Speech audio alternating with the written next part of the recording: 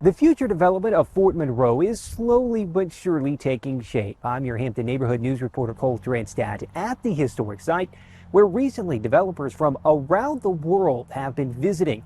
I'm talking with the Fort Monroe Authority about that and talking with a local business about the impact the development could have. Fort Monroe could have a lot more visitors in the near future. That's one goal of a new landscape action plan for the fort. Thank you for the generous introduction. At the most recent Hampton City Council work session, the new Fort Monroe Authority Director gave council members a presentation about the plan. He said over 130 developers from around the world participated in a site visit at the fort to get a better understanding of the fort's potential. I'm looking forward to working with y'all. I'm looking forward to working with the community because I think we have a remarkable opportunity here to do something special. During the presentation, he referenced well-known places like Central Park in New York and the Sydney Opera House in Australia as examples of what he believes Fort Monroe can become. How people will move through the fort's history, symbolism, and the ecology of the landscape, just to name a few, will all be considerations in the plan. What would it look like to have buskers all along the boardwalk at Fort Monroe? Sidewalk artists curated nationally.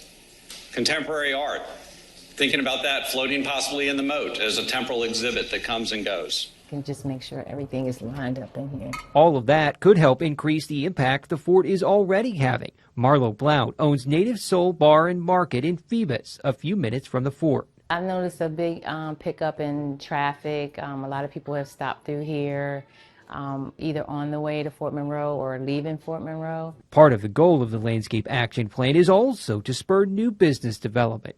Blount would love to see new businesses, especially in Phoebus. I think it'll be great. It'll make it like a little quaint town. A lot of people say they like the small mom and pop shops, and we get really good traction and reviews of that. They like this little area. The Fort Monroe Authority plans to have 3 developer finalists selected by October and then hold an event for people to meet them and ask questions. The winning developer is expected to be chosen shortly after, with the goal of having a draft landscape action plan ready by July of next year. Cole Transtad, WTKR News 3.